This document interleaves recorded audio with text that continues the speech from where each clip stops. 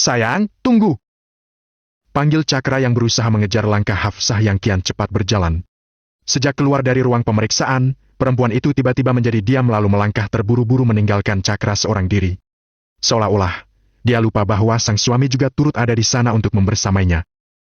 Hei! Abang bilang tunggu! Panggil Cakra sekali lagi. Ia berusaha meraih lengan sang bidadari hati, namun sayangnya wanita itu malah menarik tangannya menjauh. Hafsah! Berhenti! Karena tak memiliki opsi lain lagi, Cakra akhirnya menarik kasar lengan sang istri. Bukan bermaksud menyakiti.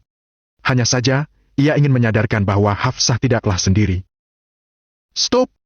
Jangan kayak gini! Cegah Cakra ketika Hafsah berusaha melepaskan pergelangan tangannya dari cengkeraman Cakra. Lepas, Bang! Hafsah lagi pengen sendiri. Lirih Hafsah dengan tatapan memohon. Enggak! Geleng Cakra tegas. Untuk apa ingin sendiri kalau sudah ada abang yang menjadi tempatmu berkeluh kesah? Kita sudah menikah, sayang. Kamu dan aku sekarang sudah jadi satu. So, please! Jangan menanggung semuanya sendiri lagi. Kalau kamu merasa ada yang membuatmu berat, berbagilah sama aku. Kita pikul beban itu sama-sama. Hafsah tertunduk diam. Kali ini, ia tak lagi memberontak hendak dilepaskan. Tenaganya mulai kembali melemah. Dan, hanya selang beberapa detik, dahinya sudah bertumpu di dada Cakra. It's okay. Waktu setahun insya Allah akan berlalu tanpa terasa. Sekarang, kita fokus ke pengobatan kamu dulu, ya. Masalah anak, kita kembalikan lagi kepada Sang Maha Pemilik kehidupan. Apapun takdirnya, kita jalani semua dengan ikhlas. Elusan lembut di puncak kepala terasa begitu menghangatkan hati yang sedang porak-poranda. Hafsah kini mulai menangis. Menumpahkan sesak di dada karena terlalu takut menjadi wanita yang tak sempurna untuk sang suami. Berbagai kecemasan merajai hati. Prasangka-prasangka negatif berdatangan dengan cepat hingga membuat kepala rasanya hampir pecah. Hafsah takut mandul, Bang. Ungkap Hafsah dengan suara parau. Ngomong apa sih, kamu? Tanya Cakra seraya menunduk menatap wajah sang istri. Kamu gak dengar, tadi dokter bilang apa? Kamu itu cuma susah hamil. Bukannya mandul. Tetap aja Hafsah takut, Bang. Ujar wanita itu terisak bak anak kecil. Kalau Hafsah beneran mandul, gimana? Abang pasti akan ninggalin Hafsah, kan? Terus, nanti hidup Hafsah tanpa abang, gimana? Hafsah gak mau ditinggalin abang. Makin keras wanita itu terisak. Cakra jadi tak enak karena pandangan orang-orang yang berlalu lalang tampak terfokus ke arah mereka semua. Cakra hanya mampu memberikan senyum. Beruntung, mereka masih di rumah sakit sehingga menangis pasti masih dianggap wajar oleh beberapa orang. Setidaknya, orang-orang tak akan berpikir kalau Cakra sengaja membuat Hafsah menangis seperti itu. Itu nggak mungkin, sayang. Sejak awal abang memilih kamu, abang sudah memantapkan hati untuk menerima kamu apa adanya. Baik dari segi lebih dan kurangnya kamu, ataupun baik buruknya kamu. Cakra berusaha meyakinkan pujaan hatinya. Sesosok wanita yang tak hanya cantik paras tapi juga hatinya. Sosok yang Cakra kenal manja, cerewet, gampang marah namun memiliki hati selembut kapas. Tapi, Hafsah sudah kepingin punya anak, Bang. Hafsah Nafisah, cintanya abang yang paling cantik. Panggil Cakra sambil memegang dagu sang istri. Gimana kalau kita menganggap ujian ini sebagai cara Allah untuk membiarkan kita menikmati indahnya pacaran halal? Anggap saja, Allah sengaja menunda memberi keturunan agar kita bisa lebih intens lagi saling menjaga, saling berpegangan dan saling mencintai. Dan, insya Allah ketika anugerah terindah itu sudah Allah putuskan untuk dititipkan pada kita, maka di saat itu, kita sudah berada di tahap siap untuk menghadapi badai apapun yang nanti akan menghadang. Ingat, terkadang, anak juga dihadirkan sebagai penguji. Jangan sampai, kehadirannya malah nantinya disia-siakan saat kita berdua masih belum siap jadi orang tua. Sudah ingin punya anak, tidak menjamin kita sudah siap jadi orang tua, kan? Ceramah panjang lebar Cakra ditutup dengan senyum. Hafsah tertegun untuk beberapa saat. Berusaha meresapi dan memaknai ucapan Cakra dengan sungguh-sungguh. Terima kasih. Sekali lagi, abang gak ninggalin Hafsah di saat-saat terpuruk Hafsah. Iya, sama-sama. Sekarang, abang boleh minta sesuatu sama istrinya abang, enggak? Apa? Tanya Hafsah sembari mengusap air matanya. Senyum, dong! Pinta Cakra dengan wajah yang dibuat imut. Abang rindu senyum istri abang yang paling muanis sedunia. Tak bisa menahan diri, Hafsah tertawa lebar melihat ekspresi wajah imut sang suami.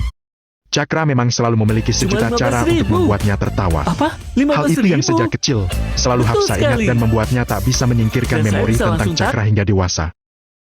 Abang, malu dilihatin orang. bisik Hafsah sambil menengok kanan kiri. Suara Cakra yang keras membuat pengunjung lain lagi-lagi menoleh ke arah mereka. Malu mah kalau ketahuan maling. Ini kan abang lagi nghibur istri abang sendiri. Mestinya, gak perlu malu, dong. Prok, prok, prok. Tepuk tangan dari seorang pasien lanjut usia terdengar menggema.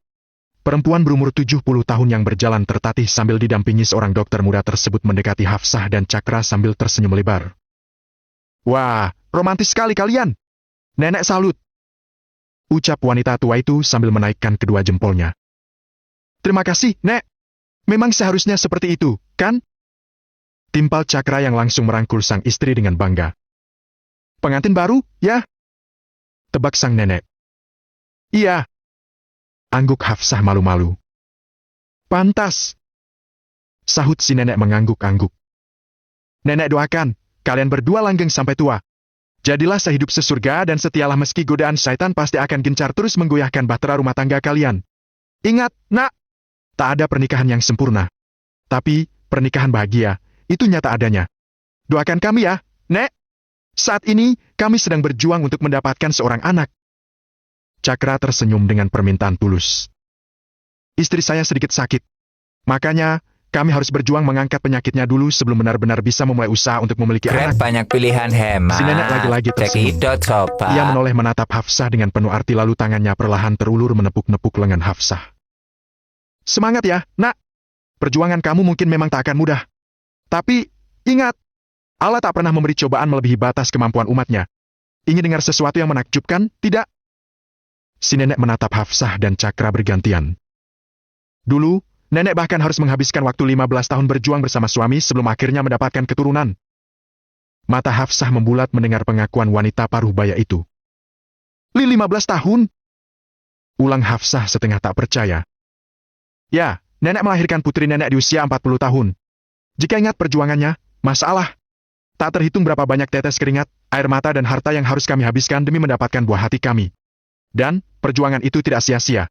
Kami diberi Allah seorang putri yang sangat berbakti dan tak pernah sekalipun membuat orang tuanya kecewa. Lalu, di mana putri nenek sekarang? Tanya Cakra penasaran. Sang nenek dan dokter yang berdiri di sampingnya saling berpandangan dan kompak tersenyum. Ini putri saya. Namanya, Nur Hibatullah. Artinya, cahaya yang merupakan hadiah dari Tuhan. Dengan bangga si nenek memperkenalkan putrinya kepada Cakra dan Hafsah. Betapa takjub kedua pasangan suami istri itu. Mereka kagum melihat bagaimana dokter yang bernama Nurul tersebut terlihat memperlakukan ibunya dengan begitu hormat dan sopan. Lihat kan, sayang, masih ada orang yang mungkin ujiannya jauh lebih berat dari kita dalam memperjuangkan buah hati. Perbanyak sabar dan tawakal. Yakin, Allah Maha Adil untuk segalanya. Iya, Bang. Tapi, abang janji bakalan terus dampingi Hafsah, kan? Jujur, Hafsah masih trauma dengan meja operasi. Terakhir kali Hafsah berbaring di sana, Hafsah terbangun tanpa mengingat beberapa kisah penting dari masa lalu Hafsah. Pasti, abang akan selalu ada untuk kamu.